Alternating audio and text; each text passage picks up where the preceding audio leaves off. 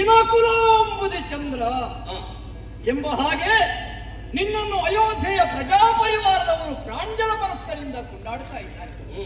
ಕಾರಣ ಏನು ಬಲ್ಲೆಯ? ಪವಿತ್ರವಾದ ರಘುವಂಶದಲ್ಲಿ ಹುಟ್ಟಿದವರು ನೀವು.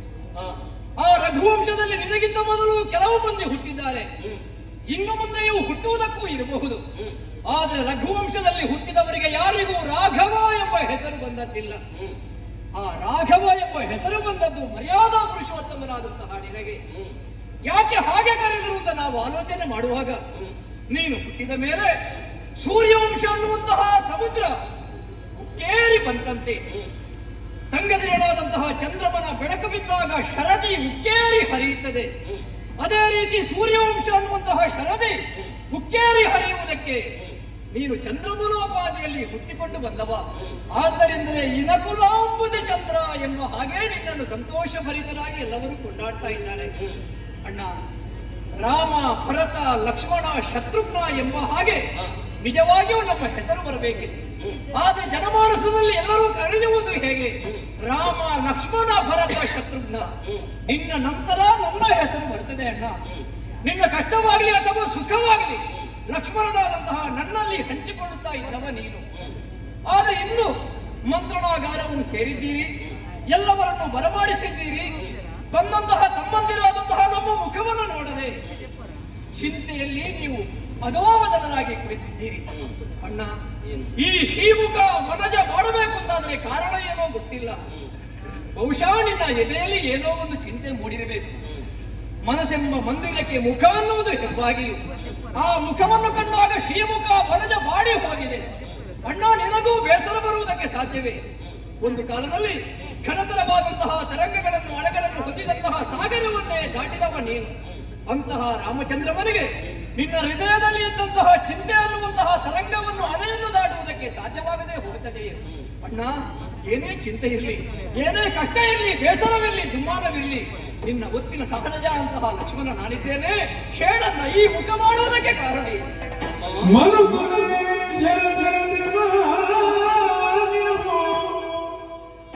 ಜಲಪರಪವಾದಕ್ಕೆ ಹೆದರುವ ಗುಣವಿರಬೇಕು ನಮಗಾದ ಸವಿದು ಜಗದಿ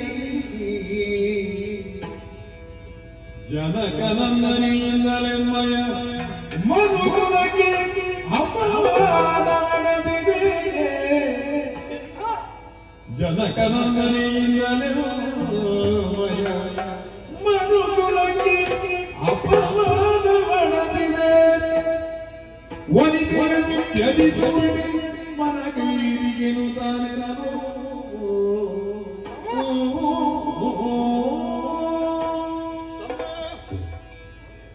ಉತ್ತಮವಾದಂತಹ ಮನೋವಂಶದಲ್ಲೇ ನಾವು ಜನಿಸಿದವರು. ಎಷ್ಟೋ ಮಂದಿ ಬಾಳಿದ್ದಾರೆ. ಅವರ ಆದರ್ಶದಂತೆ ನಾವು ಕೂಡ ಇಷ್ಟರವರೆಗೆ ನಡೆದುಕೊಂಡೇ ಬಂದವರು. ಸರಿ,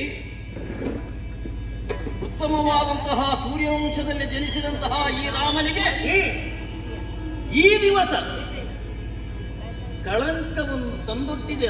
ಲಕ್ಷ್ಮಣ, ರಾಮಚಂದ್ರಮ್ಮನಾದಂತಹ ನಿನಗೆ ಕಳಂಕವೇ? ಯಾರಿಂದ, ಯಾವಾಗ, ಹೇಗೆ?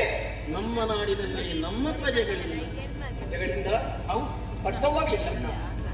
ಓರ್ವ ರಜಕ ಮತ್ತು ಅವನ ಪತ್ನಿ ಜಗಳವಾಡಿಕೊಂಡಿರುವಂತಹ ದೃಶ್ಯವನ್ನು ನಮ್ಮ ಮನೆಯಾದಂತಹ ಭದ್ರ ನೋಡಿದ. ಏನಂತೆ? ಅವಳು ತವರು ಮನೆಗೆ ಹೋದಳಂತೆ. ಬರುವಾಗ 3 ದಿವಸ ಕಳೆಯಿತಂತೆ.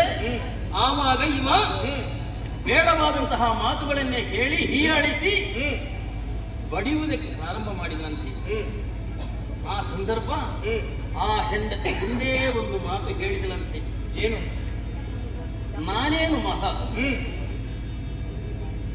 ದಶರಥ ಪುತ್ರನಾದಂತಹ ಆ ಶ್ರೀರಾಮಚಂದ್ರ ಮನೆ ಅವನ ಹೆಂಡತಿ ಸೀತೆಯನ್ನು ಅಂದು ರಾವಣ ಅಪಹರಿಸಿದ, ಅಶೋಕವನದಲ್ಲಿ ಇರಿಸಿದ.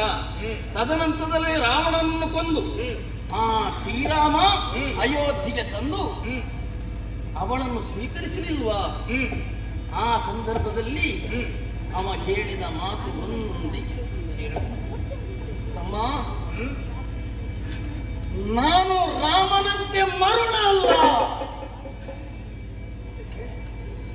ಆವಾಗಲೇ ನಾನು ತೀರ್ಮಾನಕ್ಕೆ ಬಂದೆ. ಪ್ರಜೆಗಳ ಮಾತು ನನಗೆ ವೇದವಾಕ್ಯ ತಮ್ಮ. ಇಷ್ಟರವರೆಗೆ ನಾನು ರಾಜಾರಾಮನಾಗಿಯೇ ಬದುಕಿದ್ದು, ಸೀತಾರಾಮನಾಗಿ ಯಾವತ್ತೂ ಬದುಕುವುದಕ್ಕಿಲ್ಲ. ಸೀತೆಗೆ ಆ ರೀತಿಯಾಗಿ ಕಳಂಕ ಬಂತು ಅಂತಾದ್ರೆ ನನ್ನದು ಕೊನೆಯ ತೀರ್ಮಾನ ಇದುವೇ. ನನ್ನ ಸೀತೆಯನ್ನು ತ್ಯಜಿಸುವುದು.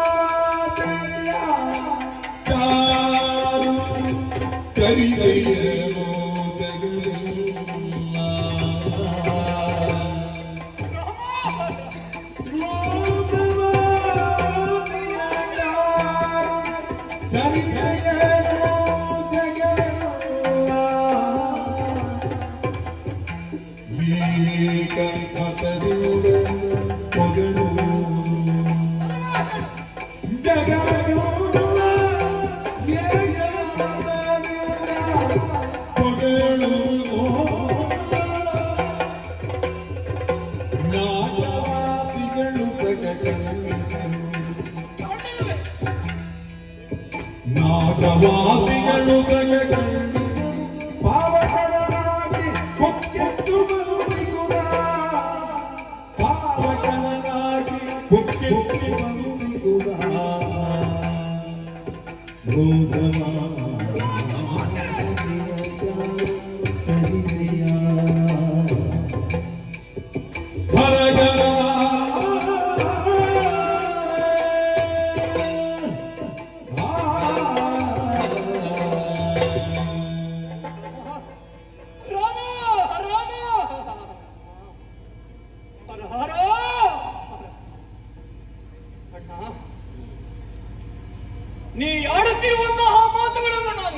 ಹೊರಟಿದ್ದೇನೆ.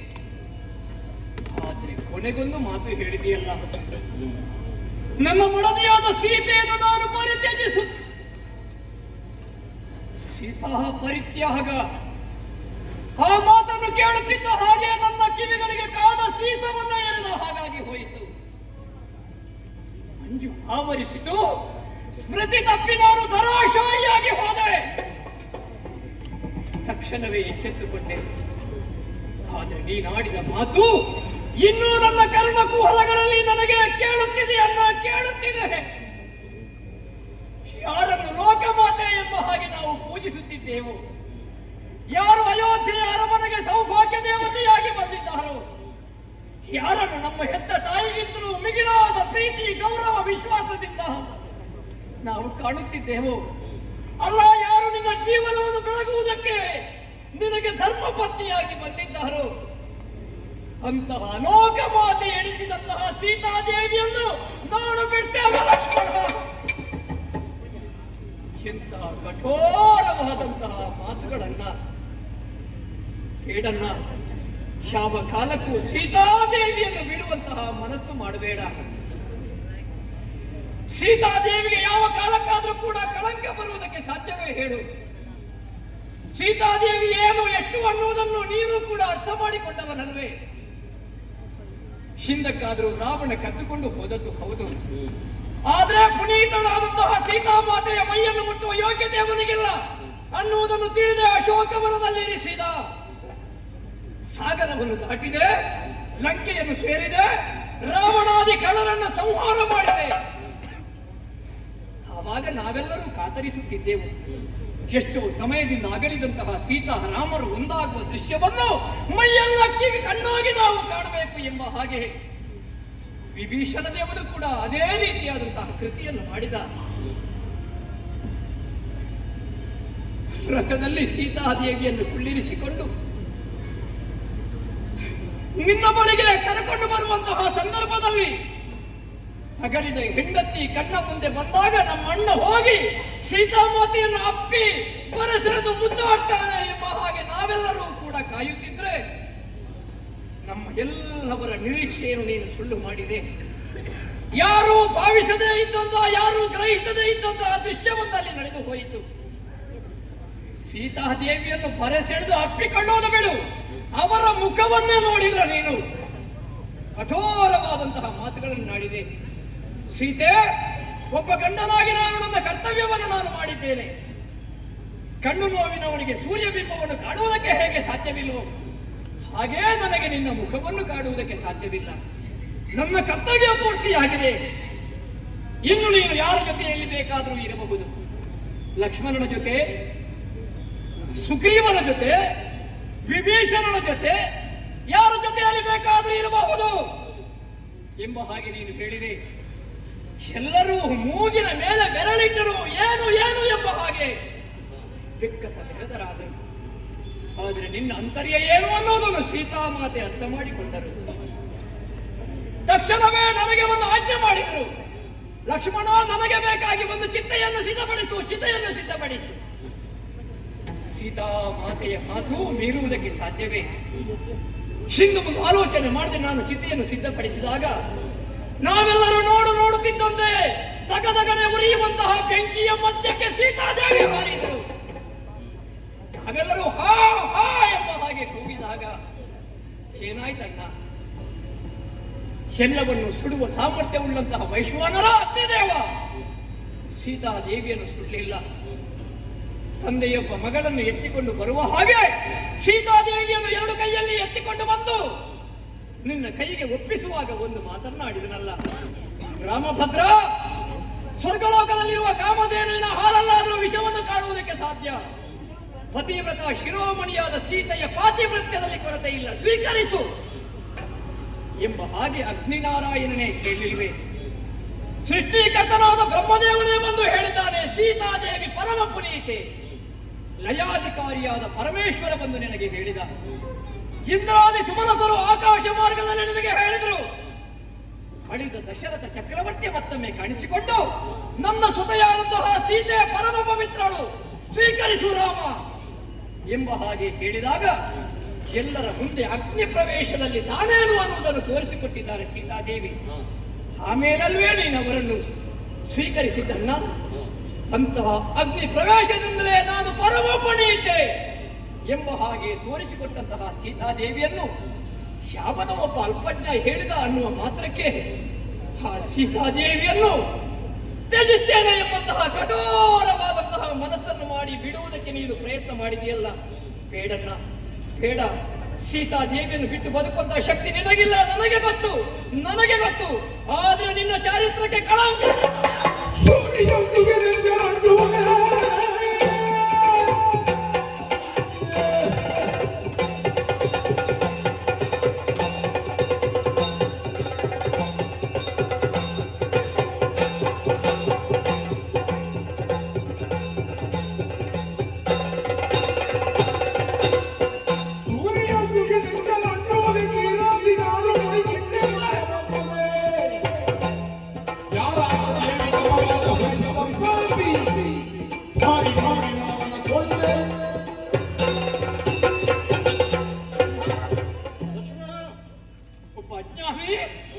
ಒಬ್ಬ ಅಲ್ಪಜ್ಞ ರಜಕನವ ಹೇಳಿದಂತಹ ಮಾತು, ಅಭಯದ ಅವಿವೇಕಿ ಬಾಯಿಗೆ ಬಂದ ಹಾಗೆ ಮಾತಾಡ್ತಾನೆ.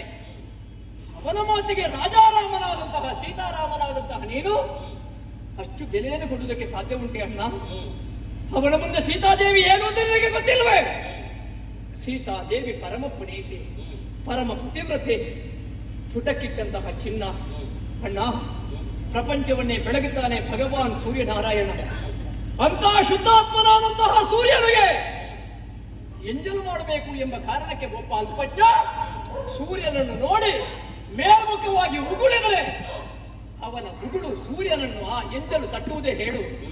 ಯಾರಿಗೆ ಎಂಜಲು ಮಾಡುವುದಕ್ಕೆ ಮನಸ್ಸು ಮಾಡ್ತಾರೋ ಅವನ ಎಂಜಲು ಅವನ ಮುಖಕ್ಕೆ ಬೀಳ್ತದೆ.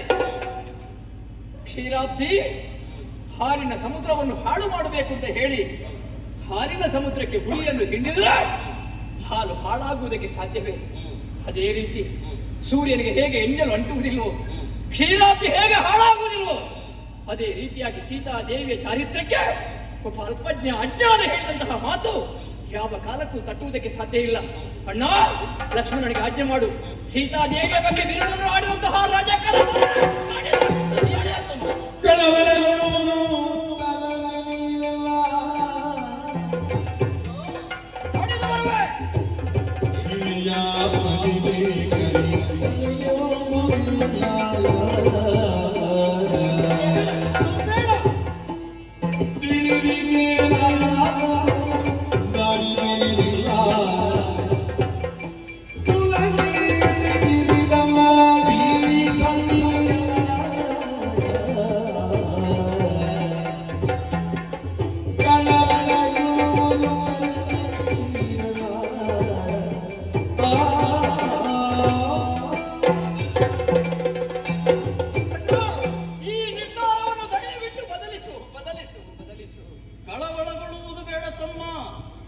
ಸಿಟ್ಟಿನ ಆವೇಶದಿಂದ ಆ ರಜಕ ಆ ರೀತಿಯಾಗಿ ಹೇಳಿದ ಅಂತ ಯೋಚಿಸಿ ನೀನವನ್ನು ಶಿಕ್ಷಿಸುವುದೇ ಬೇಡ. ಯಾಕೆ ಅಂತ ಹೇಳಿದ್ರೆ ನೀನೇ ಹೇಳಿದ್ದೀಯಲ್ಲ, ಕಾಮಧೇನುವಿನ ಹಾಲಲ್ಲಾದರೂ ವಿಷವು ಒಮ್ಮೆ ಹರಿಯುತ್ತೆ. ಆದ್ರೆ ಸೀತೆಯ ಚಾರಿತ್ರ್ಯದಲ್ಲಿ ಯಾವತ್ತೂ ಕಳಂಕವೇ ಇಲ್ಲ ತಮ್ಮ. ಅಷ್ಟು ತಿಳಿದ್ರು ಈ ಕಠಿಣ ನಿರ್ಧಾರ ಯಾಕೆ? ಅವಳು ಪುನೀತೆ ಹೌದು, ಆದ್ರೆ ಪ್ರಜೆಯೊಬ್ಬ ಹೇಳಿದ ಮಾತು ನಾಳೆ ಮತ್ತೊಬ್ಬ ಪ್ರಜೆ ಹೇಳ್ತಾನೆ. ಇದು ರಾಮನ ಆದರ್ಶದ ಜೀವನದಲ್ಲಿ ನಡೆಯಲೇಬಾರದು ತಮ್ಮ. ಅದಕ್ಕಾಗಿಯೇ ಈ ಕಠಿಣವಾದಂತಹ ನಿರ್ಧಾರಕ್ಕೆ ನಾನು ಬಂದವನು. ನಾನೇ ಹೇಳಿದನಲ್ಲ, ಸೀತಾರಾಮನಾಗಿ ಬದುಕುವುದಕ್ಕೆ ನನಗೆ ಇಚ್ಛೆ ಇಲ್ಲ, ರಾಜಾರಾಮನಾಗಿಯೇ ಬದುಕುತ್ತೇನೆ, ಅದು ನನ್ನ ಬದುಕು. ತಮ್ಮ ಯೋಚಿಸು. ನಾನೇ ಯೋಚಿಸಿ ನಿನ್ನಲ್ಲಿ ಹೇಳ್ತಾ ಇದ್ದೇನೆ. ಈ ಹಿಂದೆಯೇ ಸೀತೆ ಹೇಳಿದಂತಹ ಮಾತು ಏನಂತ? ನನಗೆ ಮುನಿವರರನ್ನು ಕಾಣಬೇಕು, ಮುನಿವಧಗಳ ಆ ಪಾದ ಪೂಜೆಯನ್ನು ಮಾಡಬೇಕು. ಈ ರೀತಿಯಾಗಿ ಅವಳು ಬಯಕೆಯನ್ನು ಹೇಳಿಕೊಂಡಿದ್ದಾಳೆ. ಮತ್ತೊಮ್ಮೆ ಕಾಡಿಗೆ ಹೋಗುವ ಬಯಕೆ. ಹೌದು, ಅದನ್ನೇ ನೆಪವಾಗಿ ಇಟ್ಟುಕೊಂಡು ನೇರವಾಗಿ ನೀನು ಅವಳನ್ನು ಕರೆದುಕೊಂಡು ಹೋಗಬೇಕು ತಮ್ಮ. ಹೋಗಿ ಅವಳನ್ನು ಕಾಡಿನಲ್ಲಿ ಬಿಟ್ಟು ಬಾ. ಅಣ್ಣ, ಅಣ್ಣ. ಧರಣಿ ದುರ್ಗೆಯನು ತ್ಯಜಿತನ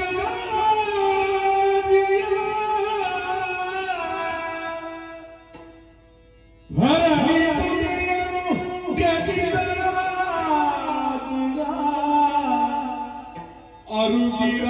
ಅರುಗಿರಾಘವನೆಂದು ನಡೆಯಲು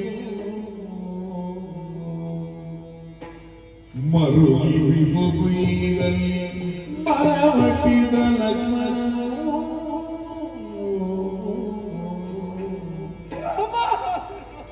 ಭರಣಿದೆಯ ತೋರಿದ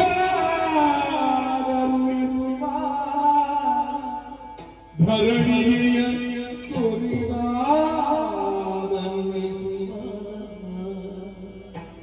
ತರಣಿ ಕುಲದಿ ಕೀರ್ತಿ ಸೌಧವ ಗುರುವನು ಸಂಪದ ಕಾಯಕವು ತನಗಾಯ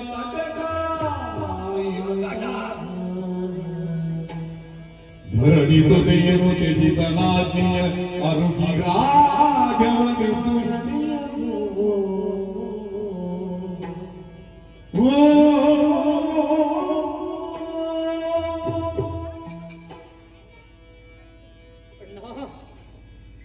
ನಿನ್ನ ನಿರ್ಧಾರವನ್ನು ದಯವಿಟ್ಟು ಬದಲಿಸು. ಸೀತಾದೇವಿಯನ್ನು ಬಿಡುವ ಮನಸ್ಸು ಮಾಡಬೇಡ ಅಣ್ಣ ಎಂಬ ಹಾಗೆ ಹೇಳಬೇಕು ಅಂತ ನಾನು ಮತ್ತೊಮ್ಮೆ ಪ್ರಯತ್ನ ಪಟ್ಟರೆ ಅವಕಾಶವೇ ಇಲ್ಲ. ಲಕ್ಷ್ಮಣ, ಸೀತೆಯನ್ನು ಕಾಡಿನಲ್ಲಿ ಬಿಟ್ಟು ಬಾ, ರಾಜಾರಾಮನಾಜ್ಞೆ ಎಂಬುದಾಗಿ ಹೇಳಿ ಹೊರಟೇ ಬಿಟ್ಟನಲ್ಲ. ರಾಜ ರಾಮನ ಕಟ್ಟಾಜ್ಞೆಯನ್ನು ಕೇಳಿ ಮಂತ್ರಣಾಗಾರದಲ್ಲಿ ಸೇರಿದಂತಹ ನನ್ನ ಸಹೋದರರು, ನಮ್ಮ ಆಪ್ತರೆಲ್ಲರೂ ಕೂಡ ಮೂಗಿನ ಮೇಲೆ ಬೆರಳಿಟ್ಟಿದ್ದಾರೆ, ಆಶ್ಚರ್ಯಚಕಿತರಾಗಿದ್ದಾರೆ. ಮುಂದೇನೋ ಎಂಬಂತಹ ಬೃಹತ್ತಾದಂತಹ ಪ್ರಶ್ನೆ ಅವರನ್ನು ಕಾಡುತ್ತಿದೆ. ಆದರೆ ಅವರೆಲ್ಲರೂ ಪುಣ್ಯಾತ್ಮರು. ನಮ್ಮ ಅಣ್ಣನ ಆಜ್ಞೆಯನ್ನು ಕೇಳುವುದಷ್ಟೇ ಅವರು ಮಾಡಬೇಕಾದಂತಹ ಕರ್ತವ್ಯ. ಆಮೇಲೆ ಅವರು ಏನೂ ಮಾಡಬೇಕಾದದ್ದಿಲ್ಲ. ಆದರೆ ಈ ಪಾಪಿಯಾದ ಲಕ್ಷ್ಮಣ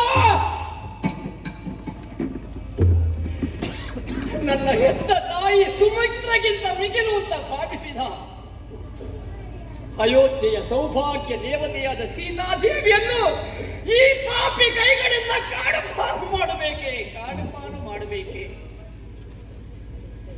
ಶತ್ರುಘ್ನನಿದ್ದ, ಭರತನಿದ್ದ, ಅವರೆಲ್ಲರನ್ನು ಬಿಟ್ಟು ಲಕ್ಷ್ಮಣ ಈ ಕೆಲಸ ನೀನೇ ಮಾಡಬೇಕು ಎಂಬ ಹಾಗೆ ನನ್ನನ್ನೇ ಸೂಚಿಸ್ತಾರೆಂತಾದರೆ ನಾನು ಯಾವ ಮಾಡಿದ ತಪ್ಪಿಗೆ ಬೇಕಾಗಿ ಈ ಶಿಕ್ಷೆ? ನಾನೇನು ಅಪರಾಧ ಮಾಡಿದ್ದೇನೆ?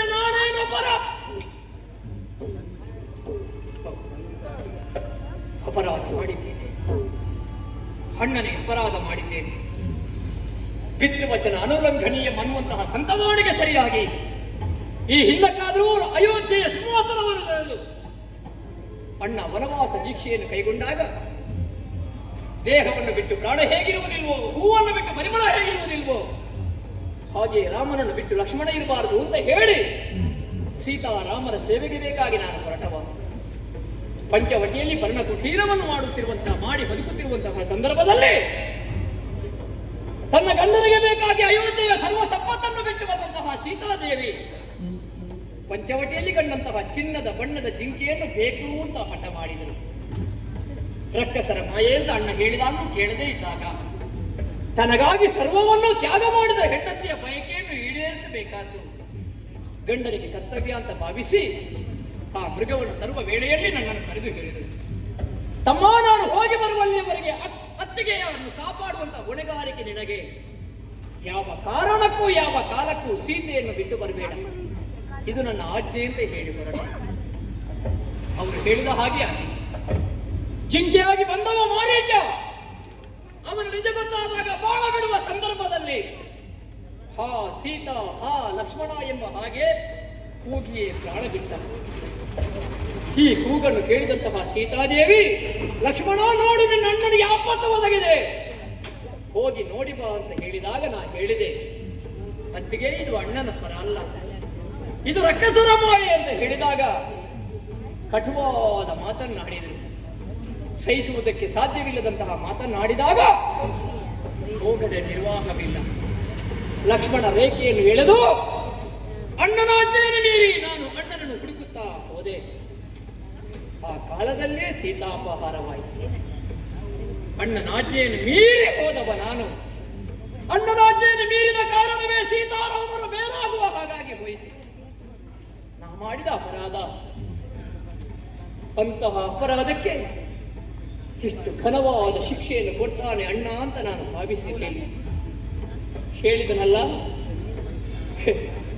ಸೀತೆಯನ್ನು ಬಿಟ್ಟಾದರೂ ಧರಣಿಪುರದ ಕೀರ್ತಿ ಸೌಧವನ್ನು ನಾನು ಉಳಿಸಬೇಕು. ಹಿಂದಿನವರ ಕೀರ್ತಿ ಕಲಶಕ್ಕೆ ಯಾವ ಕಾಲಕ್ಕೂ ನಾನು ಚಿತ್ತಿಯನ್ನು ತರಬಾರದು. ಅಂದ್ರೆ ಏನರ್ಥ? ಧರಣಿಜೆಯ ತೊರೆದಾದರೂ ಉಳಿಸುವ ಧರಣಿ ಕುಲವ ಈ ಕೀರ್ತಿ ಸೌಧವನ್ನು ಹೊರುವ ಕಂಬದ ಕಾಯಕ ಲಕ್ಷ್ಮಣನಿಗೆ. ಕಂಬಕ್ಕೂ ಜೀವ ಇಲ್ಲ, ನಾನು ಜೀವ ಇದ್ದು ಜೀವ ಛವ. ನಾನು ಕಂಬವಾಗಬೇಕು. ಕಂಬ ಅಲುಗಾಡಿದ್ರೆ ಸೌಧ ಬೀಳುತ್ತದೆ. ಲಕ್ಷ್ಮಣ ಅಣ್ಣನ ಆಜ್ಞೆಯನ್ನು ಮೀರಿ ಹೋದ್ರೆ ಧರಣಿ ಕುಲದ ಕೀರ್ತಿ ಸೌಧ ನೆಲಸಮವಾಗಿದೆ. ಹಾಗೆ ಬರಬಾರದು.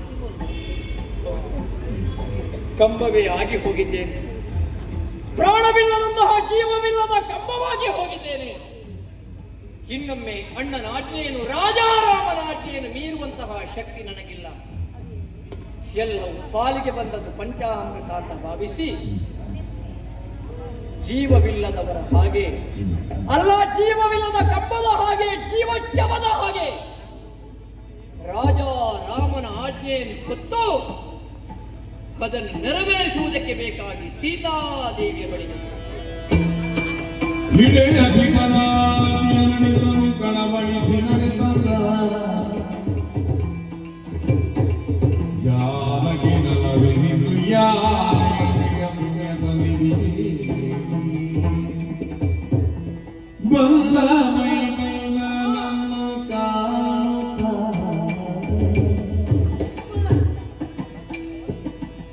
ದೇವಿಯಂದು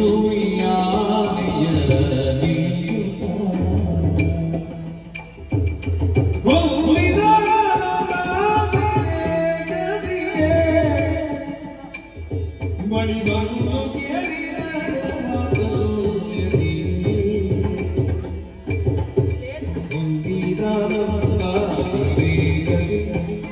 ಬಳಿ ಬಂದು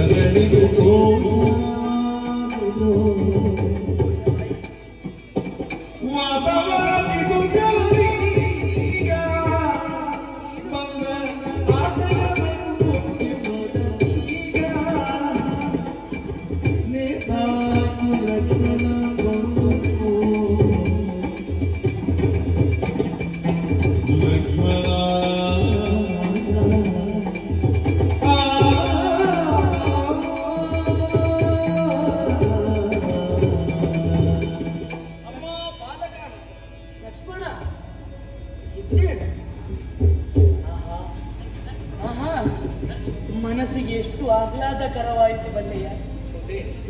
ಸ್ವಾಮಿಯೊಡನೆ ಇದ್ದವಳು ನಾನು. ಇನ್ನೇನು ಸ್ವಲ್ಪ ಹೊತ್ತು ವಿಶ್ರಾಂತಿಯನ್ನು ಪಡೆಯಬೇಕು ಅಂತ ಜಂಗಿಯಲ್ಲಿ ತಲೆ ಇರಿಸಿ ಹಾಳು ನಿದ್ದೆ ಬಂದು ಹೋಯಿತು. ಎದ್ದು ನೋಡ್ತೇನೆ, ಅವರು ನನ್ನ ಬಳಿಯಲ್ಲಿಲ್ಲ. ಹೀಗೆ ಎದ್ದು ಕುಳಿತುಕೊಂಡಿದ್ದೆ. ಯಾರಲ್ಲಿ ಮಾತನಾಡುವುದು, ಯಾರಲ್ಲಿ ಇನ್ನು ಸಂತೋಷವನ್ನು ವ್ಯಕ್ತಪಡಿಸುವುದು ಅಂತ ಭಾವಿಸಿಕೊಂಡಿದ್ದೆ. ಆ ಕ್ಷಣವೇ ನಿನ್ನ ಆಗಮನ. ಲಕ್ಷ್ಮಣ, ನೀ ಬಂದುದು ಲೇಸಾಯಿತು, ಲೇಸಾಯಿತು. ಮನಸ್ಸಿನಲ್ಲಿದ್ದಂತಹ ಬೇಸರವೆಲ್ಲವೂ ಕಳೆದು ಹೋಯಿತು. ಯಾಕೆ ಬಲ್ಲೆಯ, ನಿನ್ನನ್ನು ಕಾಣುವಾಗ ಬಹಳಷ್ಟು ಅಭಿಮಾನವಾಗುವುದು. ಯಾಕೆ ಬಲ್ಲೆಯ, ವಾಸವ ಜಿತುಹರ ನೀನೀಗ. ಪ್ರಪಂಚದಲ್ಲಿ ನೀನು ವಾಸವ ಜಿತುಹರ. ಅಂತಹ ಇಂದ್ರಾರಿಗೆ ಅಂತಕ ಸದೃಶನಾದವರು. ಎಂತಹ ಬಿರುದು ನಿನ್ನದು. ಲಕ್ಷ್ಮಣ, ಬಂದೆ. ಯಾಕೆ ಬಂದೆ ಅಂತ ಕೇಳಬಾರದು. ಯಾಕೆ ಬಲ್ಲೆಯ? ಹ್ಮ್. ಗರ್ಭವತಿ ನಾನು. ಹ್ಮ್. ನನ್ನ ಬಳಿಗೆ ನೀನಾಗಲಿ ಭರತನಾಗಲಿ ಹ್ಮ್. ಬಂದು ಮಾತನಾಡಿಸ್ತಾ ಇರ್ತಾರೆ. ಆದ್ರೆ ನಿನ್ನೊಡನೆ ಅತಿ ಸಲುಗೆ ಇರುವಂತಹ ಕಾರಣಕ್ಕಾಗಿ ಏನು ಬಂದಿ ಲಕ್ಷ್ಮಣ, ಅತಿಶಯದಲ್ಲೇ ಹೇಳು. ಚಿತ್ತರಿದರೆ ಇತ್ತನಾತಿಯಲ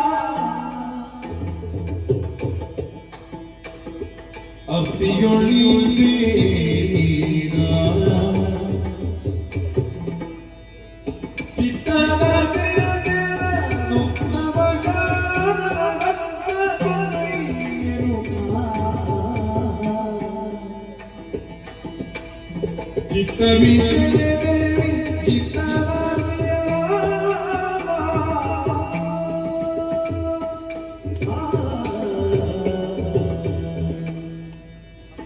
ಮೈದುನ, ಲತಾ ಮಂಟಪದಲ್ಲಿ ವಿಶ್ರಾಂತಿಗೆ ಬೇಕಾಗಿ ತಂಗಿದ್ದವರು ನೀವು. ಈ ಮಧ್ಯೆ ನನ್ನ ಪ್ರವೇಶದಿಂದ ನಿಮಗೆಲ್ಲಿ ಬೇಸರವಾಗುವುದು ಅಂತ ನಾನು ಭಾವಿಸಿದ್ರೆ ಲೇಸಾಯಿತು ಲಕ್ಷ್ಮಣ, ಬಂದುದು ಮನಸ್ಸಿಗೆ ಸಂತೋಷವಾಯಿತು ಅಂತ ನೀನು ಹೇಳಿದೆಯಲ್ಲ. ಅತಿರೇಕದ ಸಂತೋಷ. ಮಾತೃ ಹೃದಯ ಅಂತ ಹೇಳುವುದು ಇದನ್ನೇ ತಾಯಿ ಅಂತ. ನಿನ್ನನ್ನು ತಾಯಿ ಅಂತ ಭಾವಿಸಿದವರು ನಾವು. ಹ. ನಮ್ಮನ್ನು ಮೈದುನರು ಅಂತ ನೋಡಿಲ್ಲ. ಮಕ್ಕಳೋಪಾದಿಯಲ್ಲಿ ಪ್ರೀತಿ ಒಲುಮೆಯನ್ನು ತೋರಿದಂತಹ ಮಹಾತಾಯಿ ನೀನು. ಅಮ್ಮ, ಓ, ನನ್ನ ಬರೋಣದಿಂದ ನಿನಗೆ ಸಂತೋಷವಾಯಿತು, ಅಧಿಕವಾಯಿತು. ನನ್ನ ಸ್ವಇಚ್ಛೆಯಿಂದ ನಾನು ಬಂದದ್ದನ್ನು. ಮತ್ತೆ ಅಣ್ಣನ ಆಜ್ಞೆ ಅಲ್ಲ, ರಾಜಾರಾಮನ ಆಜ್ಞೆಯನ್ನು ನೆರವೇರಿಸುವುದಕ್ಕೆ, ಅದನ್ನು ಪಾಲಿಸುವುದಕ್ಕೆ ಅವನ ಆಜ್ಞೆಯನ್ನು ಹೊತ್ತುಕೊಂಡು ಹ, ನಿನ್ನ ಬಳಿಗೆ ನಾನು ಬರಬೇಕಾಯಿತು. ನನ್ನವರ ಅಜ್ಜಿ ಏನಪ್ಪಣೆ ಮಾಡಿದ್ರು ನನ್ನವರು? ತುಂಬು ಗರ್ಭವತಿಯಾದಂತಹ ನೀನು ನಿನ್ನ ಮನಸ್ಸಿನ ಬಯಕೆಯನ್ನು ನಮ್ಮ ಅಣ್ಣನಲ್ಲಿ ನೀನು ಹೇಳಿದೆಯಂತೆ. ಹೌದು. ಸ್ವಾಮಿ, ಇನ್ನೊಮ್ಮೆ ಕಾಡಿಗೆ ಹೋಗಬೇಕು. ಮುನಿ ವಧುಗಳ ಪಾದ ಸೇವೆ, ಋಷಿ ಮುನಿಗಳ ಪಾದ ಸೇವೆ, ಹ. ಹೋಮದ ಧೂಮವನ್ನು ಕಾಣಬೇಕು, ಆಗ್ರಹಣಿಸಬೇಕು, ಪ್ರಕೃತಿ ಸೌಂದರ್ಯವನ್ನು ಕಾಣಬೇಕು ಎಂಬಂತಹ ಬಯಕೆಯನ್ನು ನೀನು ವ್ಯಕ್ತಪಡಿಸಿದೆಯಂತೆ. ಅಮ್ಮ, ಓ, 10-12 ವರ್ಷ ನೀನು ವನವಾಸದಲ್ಲೇ ದಿನವನ್ನು ಕಳೆದವಳು. ಅಂತಹ ನಿನಗೆ ಮತ್ತೊಮ್ಮೆ ವನವಾಸಕ್ಕೆ ಹೋಗುವ ಆಸೆ ಬಂತಂತಾದ್ರೆ ಇದು ಏನು ಅಂತ ಹೇಳಬೇಕು ನನಗೆ ಅರಿವಾಗಲ್ಲ. ಮನಸ್ಸಿನ ಇಚ್ಛೆ. ಗರ್ಭವತಿಯರಿಗೆ ನಾನಾ ವಿಧವಾದ ಬಯಕೆಗಳು ಇರ್ತದಂತೆ. ಹೌದು. ಅದರಲ್ಲಿಯೂ ಇದೊಂದು ವಿಚಿತ್ರವಾದ ಬಯಕೆ. ವಿಚಿತ್ರವೇ? ಮತ್ತೊಮ್ಮೆ ಕಾಡಿಗೆ ಹೋಗಬೇಕನ್ನುವಂತಹ ಬಯಕೆ. ಆದರೆ ಹ. ಹೆಂಡತಿ ಆಸೆಯನ್ನು ಪೂರೈಸಬೇಕಾದದ್ದು ಗಂಡನಿಗೆ ಕರ್ತವ್ಯ ಅಂತ ಭಾವಿಸಿದ ನಮ್ಮಣ್ಣ ಹ. ನಿನ್ನ ಬಯಕೆಯನ್ನು ಪೂರೈಸುವುದಕ್ಕೆ ಅವಕಾಶ ಮಾಡಿಕೊಟ್ಟಿದ್ದಾನೆ. ಅಂದ್ರೆ ನನ್ನನ್ನು ಕರೆದು ಒಂದು ಮಾತು ಹೇಳಿದ. ಏನು ಲಕ್ಷ್ಮಣ?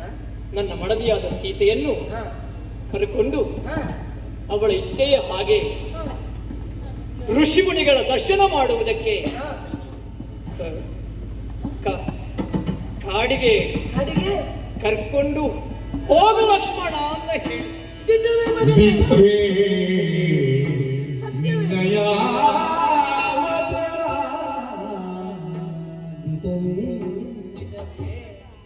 ಬಿಟ್ಟರೆ ನಿನ್ನಯ ವಚನ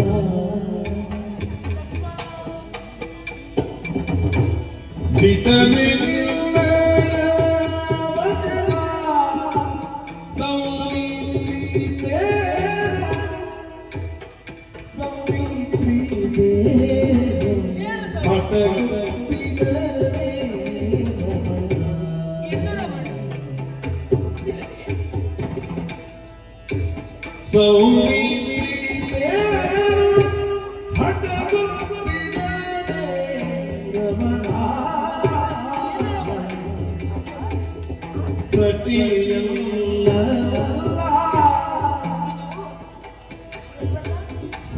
ಸತಿಯಲ್ಲವಲ್ಲ ನಿಜಗ ನೀನು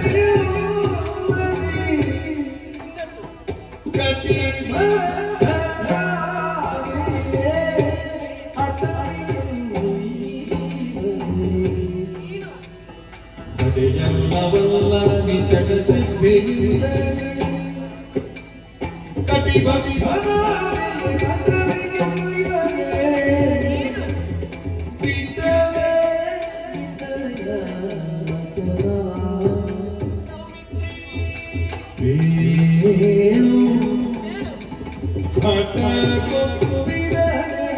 ರಮಣ ಸೌಂದಿದ್ದೇನು ಹಠ ತಪ್ಪಿದರೆ ರಮಣ ಬಿಟ್ಟವೇ ನಿನ್ನ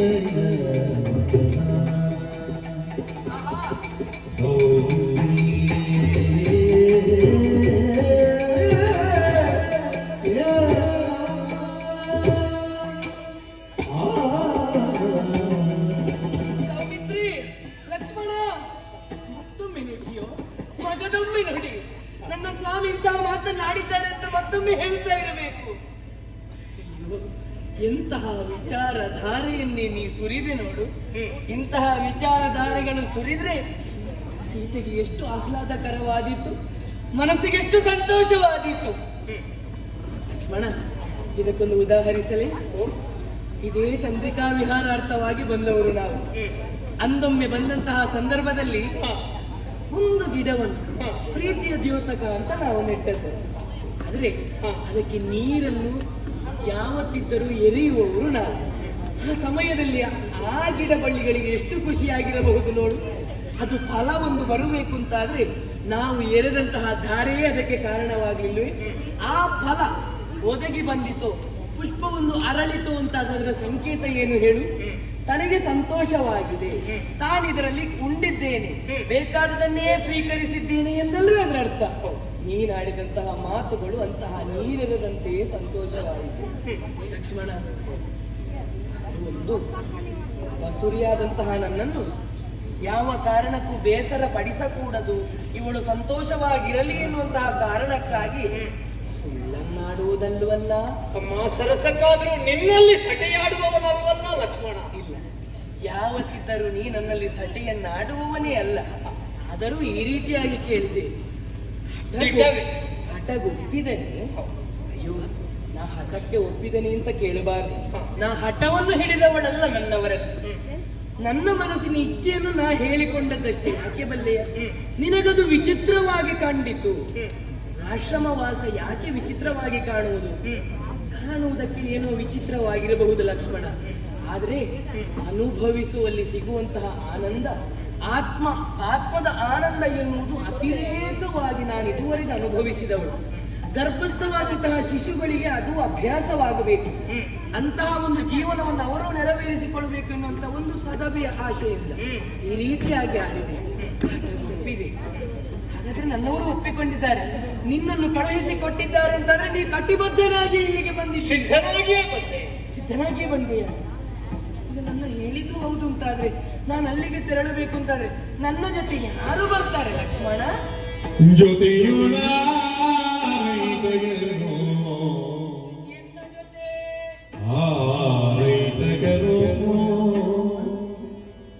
ನಿನ್ನಯ ದಯೆಯೋ ಭರತನ ಧಾರಿಯೋ ಎನಗತಿ ಕರುಗಿಯಾಗಿ ಶ್ರುತ ಕೀರ್ತಿಯಳೋ ಮಾತೆಯರೋ ನಮ್ಮ ಮಾತಿಯರೇ ಹಿತದಿ ಬೇಡ ಕಾಲದಿ ಮುನಿತದಿಗರಿಗೆ ಕೊಡದೆ ಏನನ್ನು ಹೇಳಿ? ಶಿಟಿಯಧಿಪರಿ ತರಿರೆ ಕಲ್ಲನೀತಿ ಲಕ್ಷ್ಮಣನು ಜೊತೆಯೊಡಾರೈತಗರು ನಿನ್ನಯ ಸತಿಯೋ ಭರತನ ಭಾರಿಯೋ ಎನಗದಿ ತಂಗಿ ಶ್ರುತ ಕೀರ್ತಿಯಳು ಮಾತೆಯರು ಮಾತೆಯರು ಬರುವರು. ಹಿತದಿ ಬೇಡ ಕಾನನದಿ ಮುನಿಯು ಸತಿಯರಿಗೆ ಕೊಡಲೇ ಹಿತಿಯಧಿಪನೇನೆಂದ ಹಿಡಿದನು ನಡಿಸಿ ಲಕ್ಷ್ಮಣನು ಜೊತೆಯೊಡಾರೈತಗರು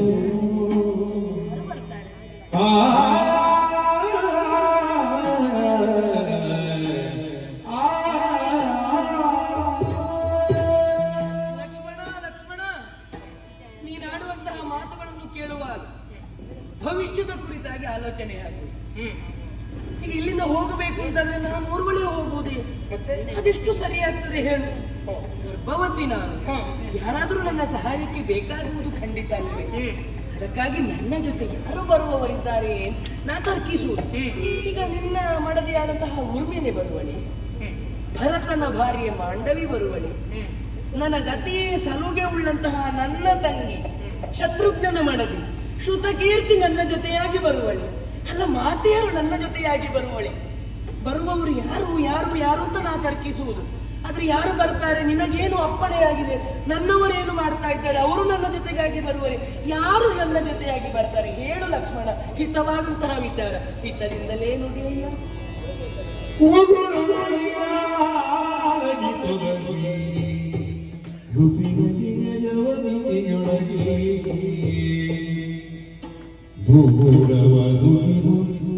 ಸೀತೆಯ ಪದಯುಗದ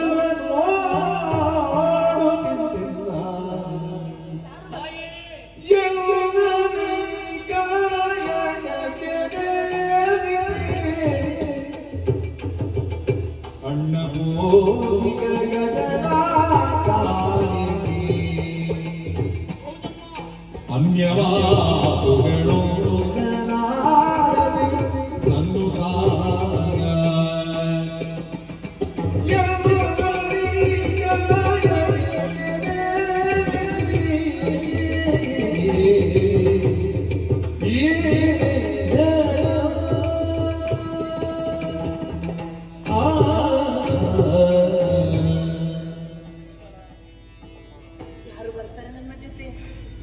ನೀನು ಲಕ್ಷ್ಮಣನ ಮೇಲೆ ಇಟ್ಟಂತಹ ಪ್ರೀತಿ ವಿಶ್ವಾಸವನ್ನು ಕಂಡಾಗ ಮಾತು ಮೌನವಾಗುತ್ತದೆ. ಅಯ್ಯೋ, ಸಂತೋಷ ಹೆಚ್ಚಾದಾಗ, ದುಃಖ ಹೆಚ್ಚಾದಾಗ ಮಾತು ಮೌನವಾಗುತ್ತದಂತೆ. ಲಕ್ಷ್ಮಣನಿಗೆ ಆದದು ದುಃಖ ಅಲ್ಲ ತಾಯೇ, ಸಂತೋಷ. ಸಂತೋಷವಾಯಿತು, ನಾನೇ ಸಂತೋಷಳಾಗಿದ್ದೇನೆ. ನನ್ನ ಜೊತೆಯಲ್ಲಿ ಹೊರಡುವುದಕ್ಕೆ ಸಿದ್ಧಳಾದರೂ ಜೊತೆಯಾಗಿ ಯಾರು ಬರ್ತಾರೆ ಲಕ್ಷ್ಮಣ? ಯಾರು ಬರ್ತಾರೆ? ಊರ್ಮಿಳೆಯೋ, ಶ್ರುತಕೀರ್ತಿಯೋ, ಮಾಂಡವಿಯೋ, ಮಾತೆಯರೋ ಅನ್ನುವಂತ ಹಂಬಲವನ್ನು ವ್ಯಕ್ತಪಡಿಸ್ತೀನಿ. ಏನು ಕೂಡಲೇ ನಾನು ಅವರಿಗೆ ಇಲ್ಲ, ಯಾರೋ ನನ್ನ ಜೊತೆಯಲ್ಲಿ ಬರುವುದಕ್ಕೆ ಸಿದ್ಧರಿಲ್ಲ. ಬರುವುದಿಲ್ಲ ಅಂತ ಹೇಳಿದ್ರೆ ನಿನ್ನ ಹಾಗೆ ಎಲ್ಲರೂ ಗರ್ಭವತಿಯರಾಗಿದ್ದಾರೆ. ಬರುವ ಸ್ಥಿತಿಯಲ್ಲಿ ಇಲ್ಲ. ಮಾತೆಯರು ವೃದ್ಧಾಪ್ಯದಲ್ಲಿದ್ದಾರೆ. ರಾಜಕೀಯ ಬಹಳ ಕೆಟ್ಟದ್ದು. ರಾಜಾರಾಮನಾದಂತಹ ನಮ್ಮಣ್ಣ ನನ್ನನ್ನು ಈ ಕಾರ್ಯಕ್ಕೆ ನೇಮಿಸಿ ಯಾವುದೋ ಒಂದು ಗಹನವಾದ ಕಾರ್ಯದಲ್ಲಿ ಹೊರಟೇ ಹೋಗಿದ್ದಾರೆ. ಯಾರು ನಿನ್ನ ಜೊತೆಯಲ್ಲಿ ಬರುವುದಿಲ್ಲ ಅನ್ನುವುದಕ್ಕಿಂತಲೂ ನಿನ್ನನ್ನು ಅಯೋಧ್ಯೆಯಿಂದ ಕಾಡಿಗೆ ಕರೆದುಕೊಂಡು ಹೋಗುವ ಸೌಭಾಗ್ಯವನ್ನು ಯಾರು ಪಡೆಯಲಿಲ್ಲ ತಾಯಿ. ಆ ಘನವಾದ ಸೌಭಾಗ್ಯ ಸಿಕ್ಕಿದ್ದು ಲಕ್ಷ್ಮಣನಿಗೆ. ತಾಯೇ ಲಕ್ಷ್ಮಣ, ನೀ ನನ್ನ ಜೊತೆ ಬರುವೆ ಲಕ್ಷ್ಮಣ, ನಾನೇ ನಿಮ್ಮನ್ನು ಕರ್ಕೊಂಡು ಹೋಗ್ತೇನೆ. ಹಾಗಾಗಿ ರಾಜ ರಾಮನ ಆಜ್ಞೆಯನ್ನು ನೆರವೇರಿಸುವುದಕ್ಕೆ ಅನುವು ಮಾಡಿಕೊಡ್ಬೇಕು. ನನ್ನ ಜೊತೆಯಲ್ಲಿ ಹೊರಟು ಬರಬೇಕು. ಲಕ್ಷ್ಮಣ ಲಕ್ಷ್ಮಣ, ಇನ್ನು ನನಗೆ ಏನಾಗಬೇಕು? ಭಯವೇ ನನಗಿಲ್ಲ. ಅಂತಹ ಕಾಡಿನಲ್ಲಿದ್ದಂತಹ ಸಂದರ್ಭದಲ್ಲಿ ನೀನು ನಮ್ಮ ಜೊತೆಯಾಗಿದ್ದವನಲ್ವೇ? ನಮ್ಮ ಜೊತೆ ಯಾವ ರೀತಿ ನೀವು ವರ್ತಿಸಿದ್ದಿ ಎನ್ನುವುದನ್ನು ನಾನರಿತವಳಲ್ವೇ? ಪರ್ಣಕುಟೀರವೊಂದನ್ನು ನಿರ್ಮಿಸಬೇಕು ಅಂತಾದ್ರೆ 2 ಪರ್ಣಕುಟೀರಗಳನ್ನು ನಿರ್ಮಿಸಿದವನು ನೀನು. ಯಾಕೆ ಅಂತ ನಿನ್ನಲ್ಲಿ ಪ್ರಶ್ನೆ ಮಾಡಿದ್ರೆ, ಗಂಡ ಹೆಂಡಿರಾದಂತಹ ನೀವಲ್ಲಿರಬೇಕು, ನಾ ಪ್ರತ್ಯೇಕವಾಗಿ ರಕ್ಷಣೆಯಾಗಿರ್ತೇನೆ ಅಂತ ನೀ ಇದ್ದವನಲ್ಲ. ರೂಢಿಪಾಲರ ಅಲ್ಲವೇ? ಹಾಗಾದ್ರೆ ನನ್ನವರಿಗೆ ನಿನ್ನ ಮೇಲಿರುವಂತಹ ವಿಶ್ವಾಸ ಎಷ್ಟು ಎನ್ನುವುದನ್ನು ಅರ್ಥ ಮಾಡಿಕೊಂಡಿದ್ದೇನೆ. ಅದೇ ಕ್ಷಣ ಸಹಿಸು. ಅಲ್ಲಿಗೆ ತೆಗೆದುಕೊಂಡು ಹೋಗುವುದಕ್ಕೆ ಕೆಲವು ಸುವಸ್ತುಗಳನ್ನು ಸಿದ್ಧಪಡಿಸ್ತೇನೆ. ರಥವನ್ನು ಸಿದ್ಧಪಡಿಸು. ಈಗ ಬರ್ತೀನಿ.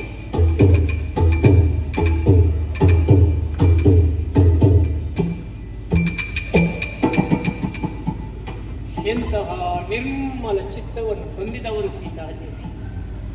ನಾನಾಡಿದ ಪ್ರತಿಯೊಂದು ಮಾತನ್ನು ಸತ್ಯ ಅಂತ ಭಾವಿಸಿ ಯಾವುದೇ ಕಲ್ಮಶವನ್ನು ನನ್ನಲ್ಲಿ ಕಾಣದೆ ಕಟುಕನ ಹಿಂದೆ ಕುರಿ ಬರುವ ಹಾಗೆ ನನ್ನ ಜೊತೆಯಲ್ಲಿ ಹೊರಟು ಬರುವುದಕ್ಕೆ ಸಿದ್ಧಳಾಗಿದ್ದಾಳೆ. ಕುರಿಯೂ ಹಾಗೆ ಕಟುಕನೋರುವ ತಲೆ ಕಡಿಯುವುದಕ್ಕಿಂತ ಮೊದಲು ಅದನ್ನು ಶೃಂಗಾರ ಮಾಡ್ತಾನೆ, ಹೂವಿನ ಮಾಲೆಯನ್ನು ಹಾಕುತ್ತಾನೆ, ಅದರ ಬಾಯಿಗೆ ಒಂದಿಷ್ಟು ಹುಲ್ಲನ್ನು ಕೊಡ್ತಾನೆ. ಆ ಕುರಿ ಭಾವಿಸಿದ್ದೇನು, ಕಟುಕ ನನ್ನನ್ನು ಪೂಜೆ ಮಾಡಿದ, ನನ್ನ ಆಹಾರಕ್ಕೆ ಹುಲ್ಲನ್ನು ಕೊಟ್ಟ ಅಂತ ಹೇಳಿ ಅವನ ಹಿಂದೆ ತಲೆ ಕೆಳಗೆ ಹಾಕಿ ಬರ್ತದೆ. ಆ ಕರುವಿಗೇನು ಗೊತ್ತು, ಕ್ಷಣ ಹೊತ್ತಿನಲ್ಲಿ ಈ ಕಟುಕ ಕರವಾಳದಿಂದ ನನ್ನ ರುಂಡ ಮುಂಡವನ್ನು ಚಿಂಡಾಡ್ತಾನೆ. ಖಡುಕನ ಹಿಂದೆ ಬರುವ ಕುರಿಯೋಪಾದಿಯಲ್ಲಿ ಸೀತಾದೇವಿ ಬರುವುದಕ್ಕೆ ಸಿದ್ಧಳಾಗಿದ್ದಾಳೆ. ಆದರೆ ನಾನು ಆಲೋಚನೆ ಮಾಡುವುದು, ಯಾಕೆ ಸೀತಾದೇವಿಗೆ ಇಂತಹ ಶಿಕ್ಷೆ? ಹೌದು, ಲೋಕ ಕಲ್ಯಾಣಾರ್ಥವಾಗಿ ಮಾಡುವ ಯಾಗ ಯಜ್ಞಾದಿಗಳಿಗೆ ಸಿಂಹವದ್ದು ಹುಲಿಯದ್ದು ತಲೆಯನ್ನು ಕಡಿಯುವುದಿಲ್ಲ, ಸಾಕು ಪ್ರಾಣಿಯಾದಂತಹ ಆಡಿನ ತಲೆಯನ್ನೇ ಕಡಿಯುವುದು. ದೇವರು ಕೂಡ ಒಳ್ಳೆಯವರನ್ನೇ ಪರೀಕ್ಷೆ ಮಾಡ್ತಾರೆ. ಸೀತಾದೇವಿ ಬರ್ತಾರೆ, ಆದರೆ ನಾನು ಕರ್ಕೊಂಡು ಹೋಗಬೇಕಲ್ಲ, ಏನ್ ಮಾಡ್ಲಿ? ರಾಮ ರಾಮ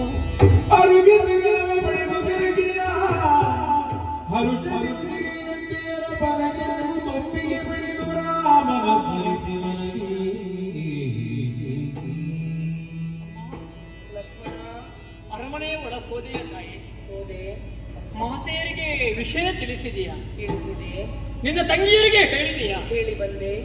ಏನು ಹೇಳಿದ್ರಮ್ಮ? ಎಲ್ಲರೂ ಆಗಬಹುದು, ಮಾತೆಯರು ಅಷ್ಟು ಎನ್ನುವ ಹಾಗೆ ಹೇಳಿ ಪ್ರೀತಿಯಿಂದಲೇ ಕಳುಹಿಸಿಕೊಟ್ಟಿದ್ದಾರೆ. ಅಂದ್ರೆ ಕಾಡಿಗೆ ಹೋಗುವಂತ ಎಲ್ಲರೂ ಕಳುಹಿಸಿಕೊಟ್ರೆ ಹೋಗಿ ಬಾ ಮಗಳೇ ಅಂತ ಆಡಿದ್ದಾರೆ. ಯಾರು ಬೇಡ ಸೀತೆ ಹೋಗಬೇಡ ಅಂತ ಹೇಳಿರುವೆ? ಯಾಕೆ ಆಡ್ತಾರೆ ಹೇಳು?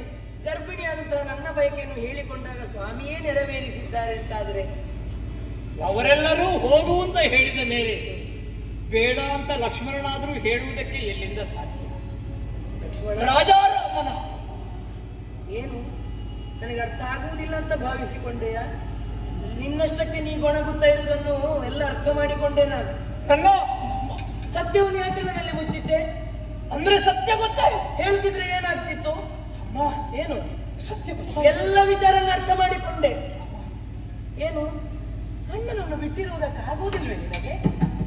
ಏನು 4-5 ದಿನ ಆಶ್ರಮಕ್ಕೆ ಹೋಗುವುದು, ಅಲ್ಲಿರುವುದು, ಅಲ್ಲಿನೆಲ್ಲ ಅನುಭವಿಸುವುದು, ಮತ್ತೆ ಇಲ್ಲಿಗೆ ಬರುವುದಲ್ವೇ ಲಕ್ಷ್ಮಣ? ಹೌದು. ಅದಕ್ಕಾಗಿ ಇಷ್ಟು ಚಿಂತೆಯನ್ನು ಯಾಕೆ ಮಾಡಬೇಕು? ಅದೇ ಸತ್ಯ ತಾಯಿ, ಅದೇ ಸತ್ಯ. ಅಣ್ಣನನ್ನು ಬಿಟ್ಟಿರುವುದಕ್ಕೆ ನನಗೂ ಆಗುವುದಿಲ್ಲ, ನಿನಗೂ ಆಗುವುದಿಲ್ಲ ಅಲ್ವೇ? ಆದ್ರೆ ರಾಜಾರಾಮನ ಆಜ್ಞೆಯನ್ನು ಇಬ್ಬರು ಉಲ್ಲಂಘಿಸುವುದಕ್ಕೂ ಆಗುವುದಿಲ್ಲ. ಸರಿ. ನೀನಂತೂ ಸಿದ್ಧಳಾಗಿದ್ದೀನಿ, ನಾನು ಸಿದ್ಧನಾಗಿದ್ದೇನೆ, ರಥವೂ ಸಿದ್ಧ. ಸರಿ, ಏರಿಕೋ ಏರಿಕೋ ಏರಿಕೋ. ಕುಳಿತುಕೋ. ಏನಿದು?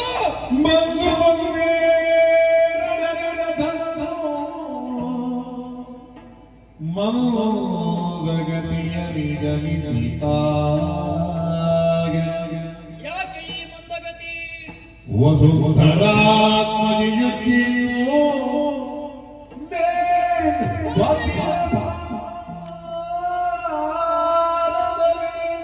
ಬಸಿರ ಭಾರವೇ? ವಸುಂಧರಾತ್ಮನಿಯುಕ್ತಿಯೋ ಮೇ ಬಸಿರ ಭಾರದಲ್ಲಿ ಭೂಮಿ ಪುತ್ರಿಯ ಬಸಿರ ಭಾರವೇ? ಇಂದ್ರಜಿತು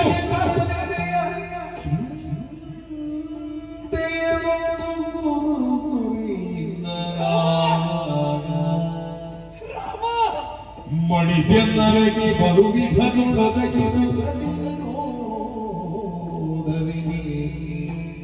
ಯಾಕೀ ತಡೆ? ಬಂದು ಬಂದೇರಡೆ ರಥವನ್ನು ಮಂದಗತಿಯಲ್ಲಿ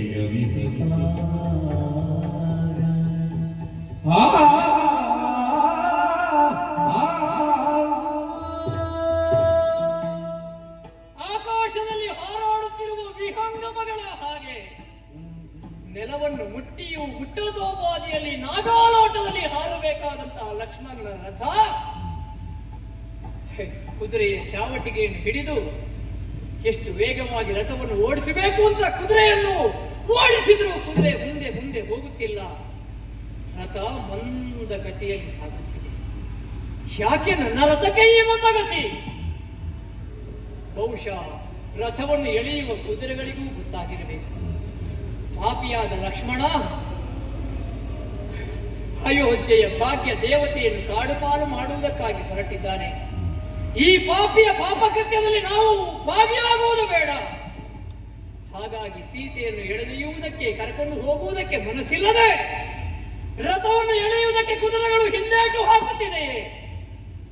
ಆದ್ದರಿಂದ ರಥಕ್ಕೆ ಮಂದಗತಿ.